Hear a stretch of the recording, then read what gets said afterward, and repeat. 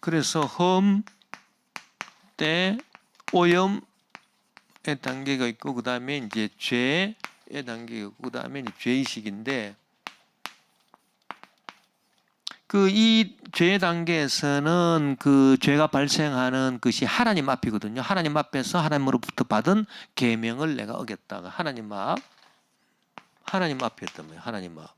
근데 이제 죄의식의 단계로 이제 넘어오게 되면은 이제 뭐가 되느냐? 양심의 앞에 서게 되는 거죠. 왜냐하면 양심이라고 하는 것은 순전히 내면적인 거거든요. 하나님 앞이다 그런 거. 하나님 앞이다 그러면 하나님이 계시고 또 내가 있고 그러니까 외부 내부 뭐 연결되는데 여기는 완전 내부적인 것. 그래서 양심의 앞이다. 자기 양심의 앞.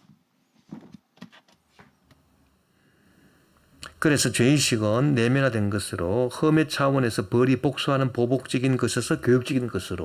그래서 이 단계에서는 고난의 악이라고 하는 것, 고난의 악, 이제 이런 것들이 이제 보복적인, 복수하는. 여기는 이제 교육하는 것으로 이렇게 이제 바뀌는 것이고, 그리고 하나님 앞이라고 하는 이 범주가 이제는 이 양심, 개개인 이 죄의식 차원에 오게 되면 이건 다 개인적인 것이기 때문에 다 주관적인 것이기 때문에 여기서는 뭐 민족 무슨 인류 구조 이런 게 아니라 각자 개인입니다. 그렇기 때문에 여기서는 이제 각자 양심이고 각자에 따라서 다 달라지는 거예요. 그래서 각자 양심의 앞이 되고 각자 이제 교정되는 교육, 예. 그런 것으로 된다. 죄를 바라보는 절대적 눈이 하나님의 눈이라면, 그러니까 죄의 단계에서는 하나님 앞이기 때문에 하나님의 눈이 우리의 죄를 바라보고 있는 거예요. 하나님의 눈이. 그러나 이제 그 죄의식의 단계에서는 그 절대적 눈이 하나님의 눈이 아니라 양심의 눈이다. 내 양심의 눈이 나를 보고 있는 거예요. 죄의 구도에 따르면 악이란 인류 전체가 그 안에 들어있는 상황이다. 그래서 이때 이 죄의 단계에서는 이 악이라고 하는 것은 인류 전체, 이스라엘 공동체, 초주관적인 어떤 그 실체들, 여기에 악이 이제 들어가 있는 것이기도 하지만은 여기서는 순전히 이 죄의식의 구도에 따른다면은 어떻게 됩니까? 악이란 개개인이 일으키는 행위로 된다. 그리고 죄의 단계에서는 죄는 있으면 있고 없으면 없는 것이죠. 그래서 여기 이 죄의 단계에서는 죄가 있느냐 없느냐 그렇게 있고 없고 있기도 하고 또 없기도 합니다. 그래서 나는 계명을 다 지켰습니다. 그래도 네가 모르는 죄가 있어. 예, 좌우지간 죄가 있다 없다. 그것이 이제 죄의 단계에서는 중요한 것이죠. 그러나 죄의식에서는 죄가 있다 없다 그런 게 아니라 그 등급이 있습니다. 그래서 많고 적음 정도의 차이가 있다는 겁니다. 그 양심에 따라서 죄란 전부 아니면 전부 있든지 안 그러면 전혀 없든지, 이 로마서 3장 10절 이하에 보면 모든 사람이 죄를 범하여 하나님의 영광에 이르지 못했다. 그래서 좌우지간 이렇게 죄가 다 있는 거고 예수 그리스도로 말미암아 이제 모든 사람이 또 다 죄에서 이렇게 해방을 받고 의롭다함을 얻었다. 그래서 전부 있다가 전부도 다 없어졌어요. 이게 죄예요. 죄의 단계에서는 모든 사람이 죄를 범해서 하나님의 영광에 이르지 못했습니다. 그래서 죄가 전부 다 있는 거예요. 그러다가 예수 그리스도 속죄로 말미암아 또 전부 다 없어졌어요. 있으면 있는 것이고 없으면 이제 없는 거예요. 그렇게 된 거예요. 죄라고 하는 단계에서는. 그러나 이 죄의식이라고 하는 단계에서는 등급이 있어요. 많고 적음 정도의 차이가 있어요.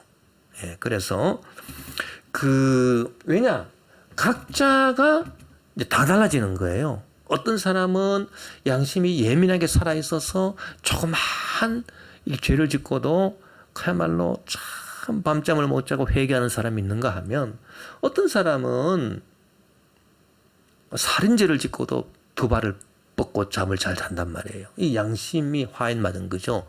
그래서 양심 앞에서 사람이 각각 전부 다 달라지기 때문에 악에 대한 체험도 전부 다 각각 달라지는 거예요. 등급의 차이가 있다는 겁니다. 우리가 성경에 보면은 노아는 당대 완전한 사람이다. 창세기 6장 9절. 또 창세기 5장 24절에 보면은 에녹이 하나님과 동행했다. 뭐 이런 말. 그 다음에 욥기 1장 1절에 보면 욥은 당시 흠이 없었던 사람이다. 이런 말들이 있습니다. 자, 이런 말들이 완전하다. 하나님과 동행했다. 도대체 흠이 없다.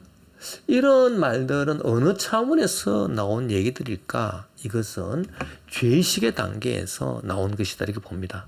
그래서 여기는 개인이 다 다르다는 얘기예요. 개인이 다 다르기 때문에 남과 견주어 비교할 수 있는 거고, 그래서 그 노아라고 하는 사람을 다른 사람하고 이렇게 비교를 해보니까 이 사람은 당대의 완전한 사람이었다. 근데 뭐 노아가 진짜 뭐 그 객관적으로는 어떤 기준으로 완전합니까? 그렇지 않잖아요. 그도 뭐 나중에 뭐 술에 취해서 뭐 그냥 벌거벗고 뭐 자기도 하고 뭐 좌우지간 뭔가 모르게 그 상당히 이렇게 참 부정적인 그런 요소도 많이 있는 사람 아닙니까? 그런데 어떻게 노아는 당대 완전한 사람이다. 에녹도 마찬가지입니다. 뭐 에녹도 그가 하나님과 동행했다라고 이제 기록되어 있지만 그가 인간인 이상 어떤 뭐 객관적이고 어떤 그 하나님의 절대적인 눈앞에서 볼 때는 어떤 죄의 단계라든지 흠이나 때나 오염의 단계에서 어떤 객관적이고 어떤 하나님 눈이라고 하는 죄의 단계에서 그렇게 절대적인 하나님 눈의 단계에서 본다면 어떻게 노아가 완전한 사람이고 에녹이 하나님과 동행할 수 있고 욥이 흠이 없다 이렇게 볼 수 있겠습니까? 그 죄 단계에서는 불가능한 얘기예요. 그러나 그렇게 성경이 기록되어 있는 것은 이 죄의식의 단계에서 그렇게 나왔다는 얘기입니다. 왜냐하면 죄의식은 사람마다 다 다르기 때문에 서로 비교가 가능하고 남들과 비교해서 그렇다라고 하는 그런 입장에서 나온 얘기다 이렇게 보는 것입니다. 자, 이러한 죄의식이 발전하게 되면 어떻게 될까요? 나와 나 사이에 분열이 생기고 나는 소외가 됩니다. 자, 이게 왜 그러냐면은 이 죄의식이라고 하는 것은 양심의 앞인데 이게 죄의식의 단계는 좀 특별한 것이 있어요. 나가 나를 보는 거죠. 나가 나를 보는 거예요. 나에 대한 재판관이 나예요. 왜? 양심이기 때문에. 자, 이 죄 단계에서는 재판관이 우리가 하나님 앞이기 때문에 하나님이 나를 보시는 거예요. 네. 근데 여기는 내가 나를 보는 거예요. 내가 나를 보기 때문에 내가 분열이 됩니다. 내가 분열이 돼요.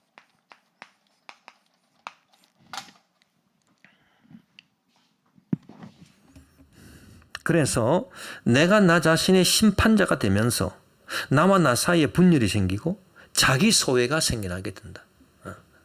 자기 스스로를 자기가 비판하고 자기를 스스로를 자기가 소외시키는 그런 내부 분열, 이게 이제 나타나게 되는 거죠. 죄의식이 발전하게 되면 우리가 그 로마서 7장에 보면은 그 사도 바울의 고백 가운데서 아주 전형적인 그 예를 찾아볼 수가 있습니다. 이 죄의식, 양심의 앞에서 자아 분열을 일으킨 거. 그래서 자기 소외가 되는 거. 뭐 자아 분열이라고 해서 뭐 정신 분열 이런 의미가 아니고 자기를 소외시키는 그런 상태. 그래서 뭐 나는 내 속에 선한 것이 없음을 압니다. 선을 행하려는 의지는 있으나 그것을 실행하지는 않으니 말입니다. 로마서 7장 19절 같은 경우. 그러나 그것을 행하는 것은 내가 아닙니다. 오호라 나는 공간 사람입니다. 뭐 이렇게 자꾸 고백하는 거 보면은 스스로를 절망시키면서 그 절망하는 의지, 그러니까 판단하는 내가 나를 절망시켜요. 그래서 판단받는 나는 또 절망이 되는 이런 식으로 자기 소외가 이루어지고 있다. 이러한 고백은 가장 내면화되고 세밀한 악의 경험을 나타냅니다. 예. 그리고 이러한 고백이 담고 있는 것을 상징적으로 이 죄의식의 단계에서 상징적으로 말해주는 단어가 있는데 그것을 우리는 노예의지다 그렇게 볼 수 있어요. 노예의지.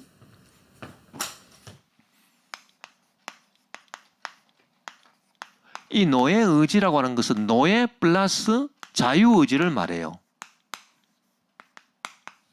노예 플러스 자유의지가 바로 노예의지예요. 이게 무슨 말이냐 하면은 자기를 죄의 노예로 만드는 것이 자기라는 겁니다.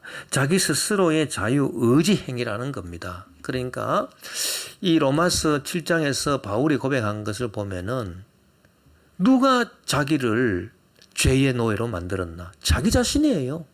자기 자신의 자유의지예요. 자기의 자유의지로 자기 스스로 죄를 범하고 그렇게 해서 자기 스스로를 죄의 노예로 만들어버린 겁니다.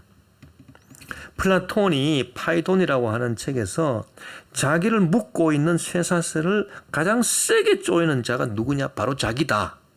그렇게 말한 것처럼 그 자기를 죄의 노예로 만드는 스스로의 자유의지 행위를 통해서 죄인이 되고 죄인이 돼가지고 노예가 되는 거죠. 노예. 그래서 자기가 자기를 소외시키고 이런 노예 의지가 이 죄의식의 단계에서 나타나는 상징적인 단어다 이렇게 볼 수 있습니다.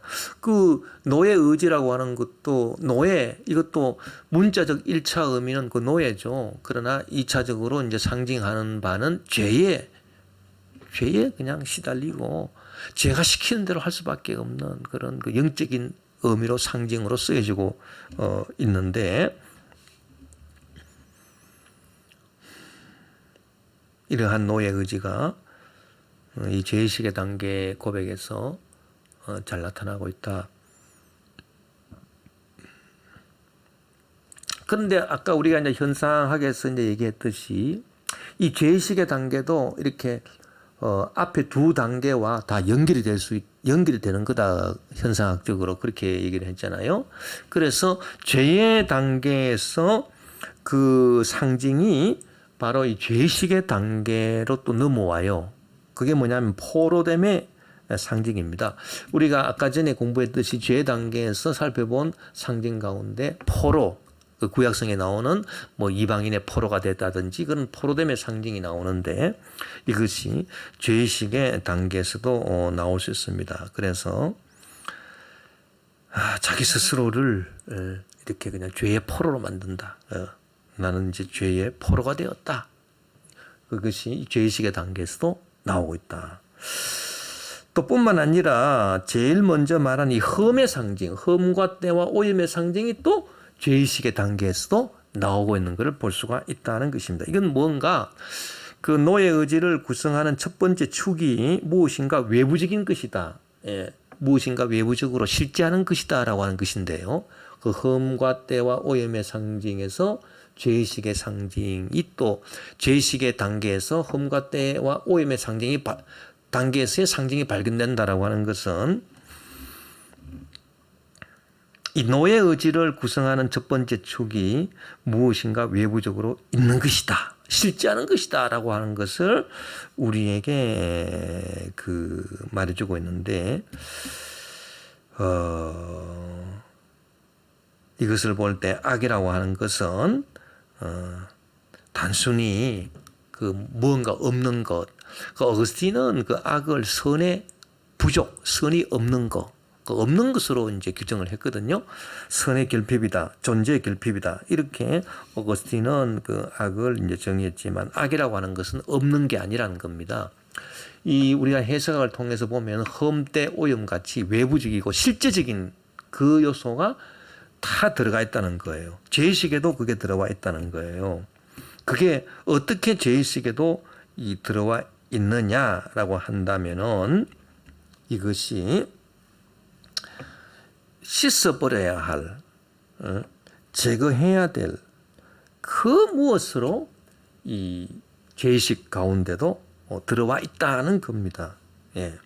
그래서 로마서 그 7장 19절 20절에 보면은 이 죄의식의 단계에서 바울이 고민하면서 무슨 얘기를 하고 있느냐 하면 내가 원하는 바 선은 행하지 아니하고 도리어 원하지 아니하는 바 악을 행하는도다. 만일 내가 원하지 아니하는 그것을 하면 이를 행하는 자는 내가 아니요 내 속에 거하는 죄니라 그렇게 말했습니다. 그래서 이 죄의식의 단계에서는 내가 나의 재판장이 되어서 나를 소외시키기도 하는 것이고 또 뿐만 아니라 내가 원하지 않는데도 내가 자꾸 내 스스로 죄로 빠져들어. 그래서 내가 죄를 짓게 된단 말이에요. 그래서 내가 원하지 않는 그것을 하면 그것은 내가 아니라 그랬어요. 내가 원하는 바 그것을 하면 이를 행하는 자는 내가 아니요 뭐라고? 내 속에 거하는 죄니라. 그래서 이 죄의식의 단계에서 내가 아니고 또 내 속에 거하는 죄가 있다는 거예요. 죄가. 그럼 이 죄는 뭐냐? 외부적인 거죠. 내가 아니요 내 속에 거하는 죄라 그랬잖아요. 그러니까 내가 아닌데 내 속에 들어와 있는 놈이다. 외부적인 거죠.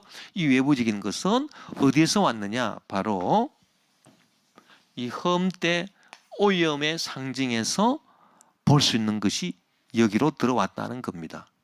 그러니까 결국은 이것이 뭐냐 하면 사탄의 무슨 유혹 같은 거 이런 거라고 볼 수 있어요. 죄. 그래서 외부적인 것이고 우리가 어떻게 할 수 없는 것이고 그러니까 이 완전히 내면화된 이 단계에서도 내가 어떻게 할 수 없는 외부적인 것이 들어와 있다라고 하는 것을 리케르가 그 해석학적으로 밝혀내고 있는 것입니다. 그래서 이 죄라고 하는 것이 내 속에 들어와 있다. 그래서 이거는 내가 어찌할 수 없는 것이다. 그래서 이 어찌할 수 없는 이 죄는 없애야 된다. 누가? 내가 없앨 수 있는 게 아니라 예수님이 속죄로서 속죄 양으로서 예수님이 없애주셔야 된다라고 하는 그런 그 외부적으로 이 흠때 오염의 단계에서 볼 수 있던 그런 요소들이 이 죄의식의 단계에서도 들어오고 있다라고 하는 것을 말해주고 있는 것입니다. 그래서 악이라고 하는 것은 단순히 존재가 없는 무가 아니라 이 점에서 이제 어거스틴과 이제 상당히 대조가 됩니다. 씻어버려야 할, 즉 제거해야 할 그 무엇이 바로 악입니다. 그게 바로 죄인 것입니다. 나는 세상 죄를 씻어버릴 하나님의 어린 양이다. 예, 속죄. 예. 그래서 이 죄의식의 단계에서도 흠과 때와 오염의 이 단계에서의 상징이 다시 들어오고 있는 것을 보고 우리가 볼 수 있는 것이고요. 또 보면은 이 죄의식은 내면적이지만 악의 유혹이 외부에서 들어와서 그 유혹으로 죄를 짓고 죄의식이 주어지는 것이거든요. 그래서 야고보서 1장 13절에 보면은 사람이 시험을 당하는 것은 각각 자기의 욕심에 이끌려서 유혹에 빠지기 때문입니다. 그런데 여기 보면은 각각 자기의 욕심에 이끌려서 이거는 순전히 이제 자기 이제 어떤 그 결단이죠. 그런데 유혹에 빠진다? 이 유혹은 외부적인 거거든요. 유혹이 없으면 빠지지 않죠. 예. 예를 들어서 유혹하는 자가 없으면 우리가 죄에 빠지지 않았을 겁니다. 그러니까 유혹하는 것, 외부적인 유혹이 있고 그 다음에 또 자기 스스로 죄를 범하는 이것이 같이 이렇게 맞아떨어졌기 때문에 사람이 시험을 당하는 거거든요. 그래서 이 유혹이라고 하는 것은 외부적인 것이고 즉 흠의 상징의 단계에서 나타나는 것입니다.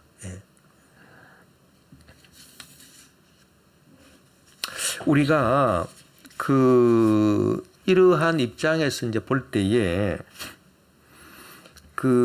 우리가 이 해석학적 신학이 왜 중요하냐 하면요. 이 해석학적 신학을 하게 되면은 이 유혹의 바깥 구조를 우리가 이렇게 드러낼 수 있는 거예요. 그런데 우리가 해석학을 하지 아니하고 우리가 어떤 철학적인 차원에서 철학에서 해석을 하지 아니하고 인식론적인 차원에 머물러 있다면 이 인식론 차원에서는 생각하는 생각이기 때문에 의식 바깥, 그러니까 인간 바깥에 있는 외부적인 것들을 다 없애버리는 걸 볼 수 있습니다. 예를 들면은 신학자 불트만 같은 분은 뭘 했습니까? 불트만이 한 것은 결국은 비신화화잖아요. 비신화.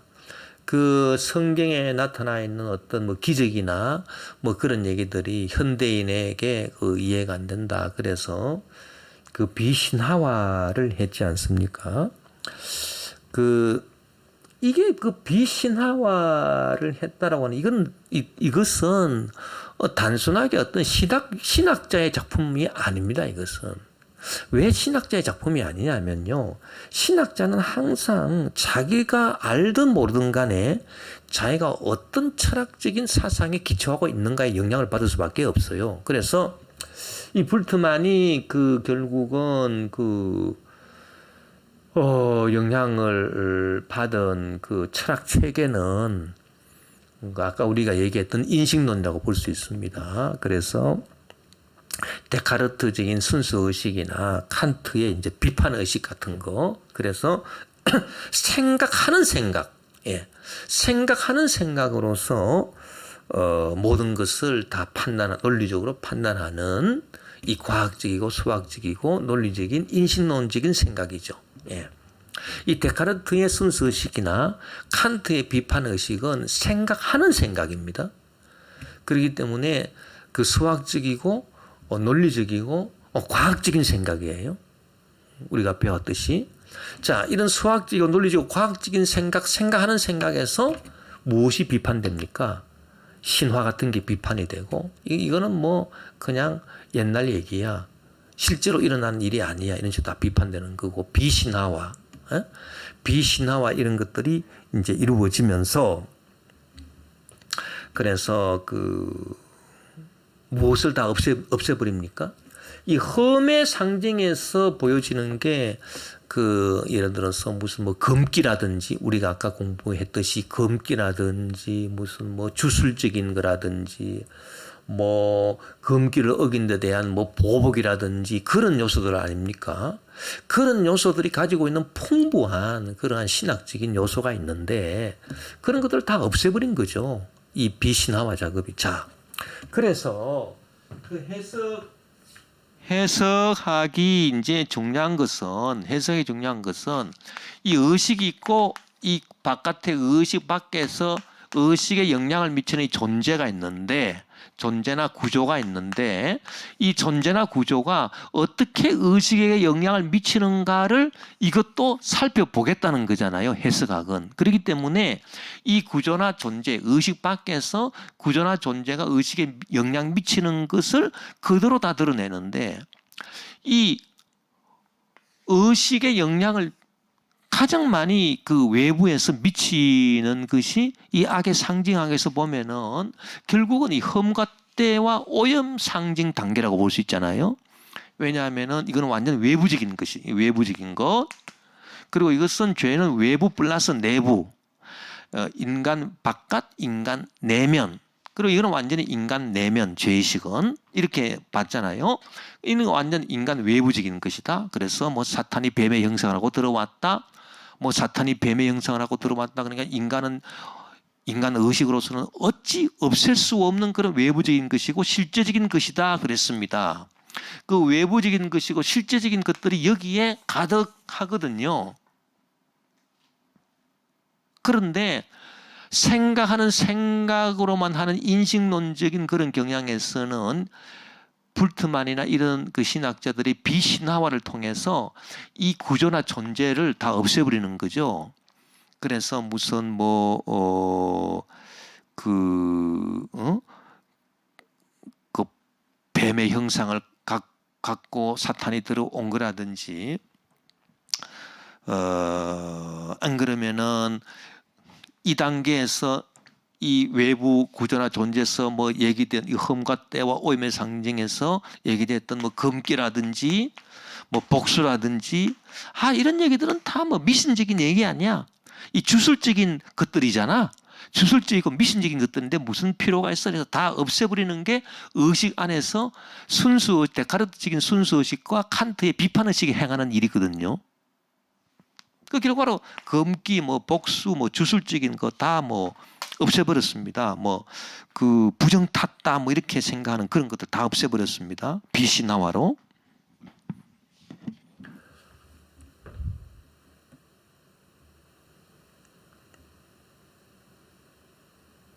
그러나 결국은 자 보세요. 결국은 우리가 이제 그 제의식 단계에서도 인간이 어떻게 할 수 없는 내 스스로 나를 분열시키고 하는데 내가 원하는 바 선을 행하지 아니하고 원치 아니하는 바 악을 행하는데 내가 원하지 않은 악을 행하면 그것은 내가 아니라 내 속에 거하는 죄니라. 내 속에 거하는 죄니라라고 하는 이 죄가 바로 여기서 온 거란 말이에요. 이 구조 의식 여기서 구조 존재 여기서 온 거란 말이에요. 그러면 이 순수하게 인식론적으로 생각하는 생각으로 해가지고 이걸 다 비신화화하고 없애버렸을 때 악의 생생한 현실을 드러낼 수 있겠습니까? 불가능한 거죠. 그래서 해석학이 중요한 겁니다. 그래서 해석학은 어떻게 해서 이 볼리케르가 대단한 학자예요. 그래서 불트만이 어떻게 비신화화하는가 그것도 다 드러내요. 의식도 다루기 때문에. 그러나 이 의식에 어떠한 이렇게 영향을 의식 밖에서 외부적인 것이 영향을 끼치고 있는가. 바로 이 죄 같은 것이 영향을 미치고 있고 어떻게 그 악이라고 하는 것이 근본적으로 나타나고 있는가라고 하는 것도 그걸 드러내고 있지 않습니까? 그래서 험의 상징이 비신화화를 거쳐 상당 부분 주술적 개념들이 사라진다 해도 이 유혹의 바깥 구조는 유혹이라고 하는 죄라고 하는 유혹이라고 하는 이 바깥 구조는 결국 죄의식에 다시 돌아오게 된 것이라고 하는 것입니다. 예, 이것을 이제 우리가 이 리케르의 해석을 통해서 악이라고 하는 것이 그 현실을 드러내려고 하다 보니까 해석학적으로 접근하려고 하다 보니까 적어도 이렇게 3단계를 거쳐서 서로 이렇게 현상적으로 연결이 되면서 나타나는 얘기들을 다 이렇게 살펴봐야 되겠구나라고 하는 것입니다. 또 우리가 이와 같은 상징 언어를 분석할 때 아주 유용한 악에 대한 이해를 가질 수가 있는데 그것이 뭐냐 하면은 자, 외부적이고 유혹적인 것에서 이렇게 나타나는 상징들 우리가 어찌할 수 없는 것들입니다. 결국은 이제 중요한 것이 이게 흠과 때와 오염이 외부적인 것인데요. 이 외부적인 건 우리가 어찌할 수 없는 거예요. 우리가 없앨 수 없는 것이고 그래서 실제하는 것이다. 실제하는 것이다. 이거 실제한다라고 하는 것은 다른 말로 하면 인간이 이 뭐 주체나 내 내면 의식이 이거 뭐 없앨 수 없는 거라는 얘기죠. 그래서 흠때 오염의 이 상징인데 이 없앨 수 없는 흠때 오염이라고 하는 이 상징이 가지고 있는 그 의미를 보면은 리케르는 이런 말을 하고 있습니다. 악이 아무리 강해도 선을 이길 수가 없다라고 하는 것을 또 보여준다는 얘기예요. 그게 무슨 말이냐 하면은 자, 이 오염이라고 하는 이 상징을 보세요. 오염이라고 하는 것은 안 좋게 됐다는 걸 말합니다. 오염이 돼가지고 안 좋게 됐다. 그러나 그 흠이 졌다. 흠이 졌다라고 한 것도 마찬가지예요. 흠이 들었다, 멍이 들었다, 좀 상했다는 얘기죠. 때가 끼었다? 때가 끼었으니까 조금 더러워졌다, 그 얘기입니다. 그러니까 이것이 악이라는 얘기예요. 악은 아무리 강해도 그 선의 본질 자체를 파괴할 수는 없다는 그런 의미를 갖다 준다는 얘기입니다. 오염이나 흠이나 때라고 하는 것이 그 생명을 끊지는 못합니다.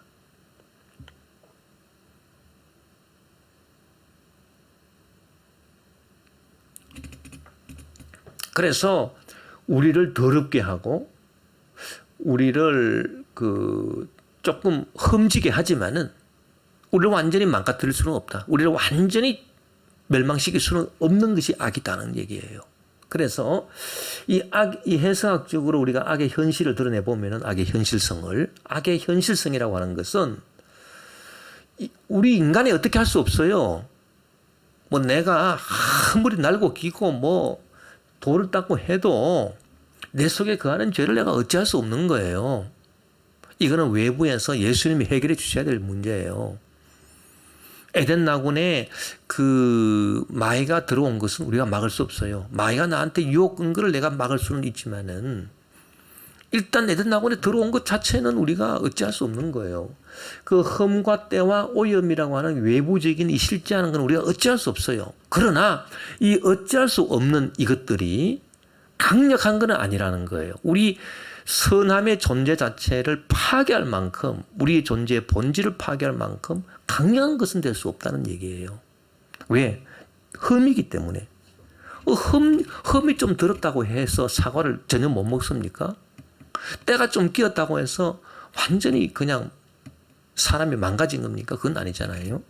그런 식입니다.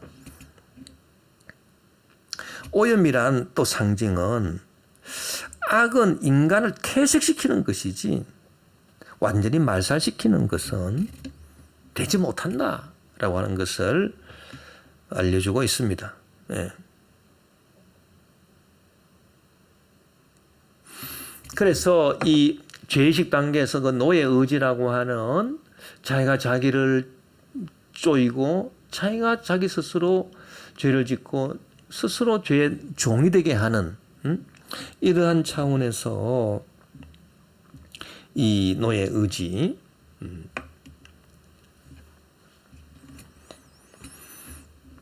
노예 의지라고 하는 이 상징 속에서도 외부적인 것이 들어와 있는데 이 외부적인 것은 아무리 그 실제적인 것이라서 우리가 없앨 수 없는 것이라 하더라도 우리를 완전히 파괴시키는 것은 아니다. 따라서 우리가 이제 결론을 잘못 보면 악에 대한 생생한 현실성은 외부적 단계에서 흠이나 오염의 상징에서 보듯이 악을 부정탄 것, 주술적인 것으로 보게 하는 것이고 이러한 그 흠과 때와 오염의 상징이 결국은 죄나 죄의식에도 다 들어와 있어서 뭔가 그 악의 현실성을 근본적으로 이제 보여주고 있다 이렇게 말할 수 있고요. 그 다음에는 악이 아무리 강해도 선이 더 근원적이라는 것을 우리가 알 수 있다. 아까 말한 것처럼 그렇게 우리가 결론 내릴 수 있고 또 외부와 내부가 연결된 이 죄라고 하는 단계에서는 외부와 내부가 연결됐잖아요. 그래서 빗나감, 방황, 허무함 등의 그 상징에서 보듯이 관계의 실종 그리고 허무 이런 것이 그 있다는 것을 우리에게 알려주지만 또 동시에 그 흠과 때 오염에서 그 뭔가 실제하는 것, 민족의 죄라든지 공동체 죄라든지 내가 어찌할 수 없는 원죄라든지 이런 것들이 다 같이 있다. 우리가 다 알아본 바 그런 것을 우리가 이제 알려주고 그리고 이제 그 내부적 이제 단계에서는 그 노예 의지라는 상징에서 보듯이 의지적인 것과 비의지적인 것이 함께 본질적으로 섞여 있다라고 하는 것입니다. 이게 뭐냐면은 자 의지적인 것이다라고 하는 건 자유의지적인 것을 말합니다. 내 자유의지적인 것으로 내가 할 수 있는 게 있고 자 내가 원하지 아니하는 악을 행하면 그것은 내가 아니라 내 속에 거하는 죄니라 이거는 뭡니까? 비의지적인 걸 말하는 거예요. 그래서 그 리게르의 폴 리게르의 그 박사학위 논문이 뭐냐 하면은 의지적인 것과 비의지적인 것. 그러니까 우리 인간의 모든 그 이렇게 그 우리 인간성의 그 모든 그 내면 속에는 의지적인 것이 있고 비의지적인 것이 있다. 비의지적인 거. 우리 의지가 어떻게 할 수 없는 게 있다는 얘기예요. 그래서 의지적인 것과 비의지적인 것. 내가 어떻게 할 수 없는 이 외부적인 게 있고요. 내 의지로 또 행할 수 있는 게 있다는 얘기예요. 그래서 이 두 가지를 어떻게 다루는가. 해석학적으로. 이것이 기독교 신앙 생활의 어떤 핵심 포인트이기도 하고, 이것이 폴 리게르의 박사학위 논문이기도 했습니다. 의지적인 것과 비의지적인 것. 그래서 이 노예 의지의 상징에서 보듯이 의지적인 것과 비의지적인 것이 함께 본질적으로 섞여 있음을 알려주기도 합니다. 이렇게 함으로써 악에 대한 해석학은 악에 대한 상징을 통해서 악의 생생한 현실의 모습을 드러내서 알려주는 것이고, 이것이 바로 사변적 철학, 사변적 철학이라고 하는 것은 그 의식 안에서 생각하는 생각, 즉 데카르트의 순수의식이나 칸트의 비판의식으로 생각하는 생각, 순수 사변적인 논구에서 말해주는 악의 가능성, 이걸 뛰어넘어서 악의 가능성뿐만 아니라 악의 현실성까지도 생생하게 드러내주는 장점이 있다. 예. 폴 리게르에 있어서 신화, 우리가 처음에 이 부분에 또 얘기했는데 이거는 단어 차원에서 우리가 이렇게 그 상징을 통해서 악을 살펴본 것이고요. 이제 단어가 모이면 문장이 되죠. 문장이 모이면 이야기가 됩니다. 그래서 이야기도 하나의 큰, 이 단어가 상징적인 언어로 되어 있고 문장이 상징으로 되어 있으면 이야기 자체도 하나의 거대한 상징 언어인 것입니다. 이것이 또 해석학의 대상이 되겠죠. 그래서 신화를 분석할 수도 있습니다. 폴 리게르에 있어서 신화는 2차적인 상징이고, 특히 인간 타락의 신화가 있습니다.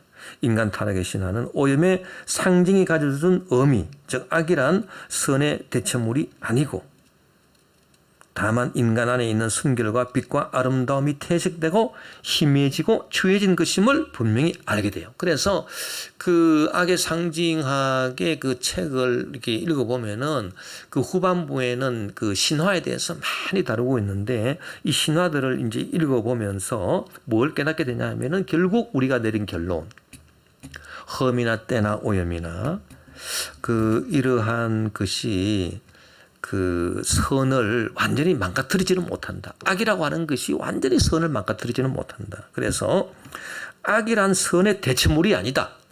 이 악이란 선의 대체물이 아니다라고 하는 이 말이 악이 선을 완전히 망가뜨리지는 못한다 그 말입니다. 대체물이 아니다 그 말이.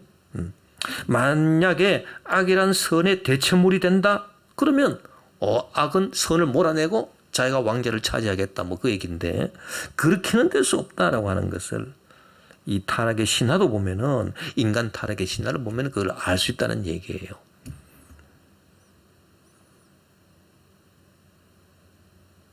그래서 인간 안에 있는 순결과 빛과 아름다움이 퇴색되고 희미해지고 추해진 것만을 이렇게 가져올 수 있을 뿐이다. 악이라고 하는 것이. 우리가 험의 상징은 이미 우리가 험의 상징 때 오염 상징 이런 것들이 선을 본질적으로 해할 수 없다라고 하는 걸 우리가 다 살펴본 것이고요. 예. 그렇기 때문에 이 리게르의 이제 결론은 결국 어거스틴으로 돌아갑니다. 그래서 어거스틴처럼 선이 결국은 이긴다. 왜냐하면 악이라고 하는 것은 선의 결핍에 불과하기 때문에 선은 악을 영원히 이기는 것이고, 선과 악의 이원론적인 만이교적인 그런 것이 아니라 선의 일원론, 선이 이긴다라고 하는 선의 일원론적인 그걸 입장을 지지하고 만유교적인 이원론을 이제 부정하는 것으로 이제 그 결론을 내릴 수 있는데 릿게르의 해석하기. 그러나 아까 말했던 것처럼 어거스틴은 결국 인식론적 차원에서 악을 이렇게 선의 결핍으로 그 이론적으로 이제 그 연구를 했기 때문에 그 악에 대한 이런 그 생생한 그 현실성을 상징을 통해서 뭐 다 드러내지는 못했죠. 그 작업을 릿게르는 하고 있다라고 하는 것을 우리가 볼 수 있습니다. 예. 자, 이렇게 해서 이번 한 학기 동안 그 어거스틴의 이제 신학의 이제 주요 내용들을 우리가 다 살펴보고요. 그리고 이것이 이제 현대 사상과 또 현대 해석학, 또 뭐 구조주의라든지 현상학이라든지 해석학 이런 것들과 어떻게 연관을 맺어서 현대에서 그 어거스틴이 또 이해되고 있는가라고 하는 그런 부분도 우리가 살펴보았습니다. 여러분들께서 유튜브 강의를 반복해서 들어야 됩니다. 이렇게 한 번 들어서 이해가 안 되기 때문에 이해 안 되는 부분은 그 유튜브 강의가 이래서 좋은 것 같아요. 이렇게 듣고 또 듣고 또 듣고 해서 아 그렇구나 이렇게 해서 완벽하게 이해를 하시기를 바라고 항상 또 코로나 조심하시고 건강한 몸으로 열심히 공부하시기를 바랍니다. 예, 이것으로 한 학기 강의를 마치도록 하겠습니다. 예, 수고했습니다.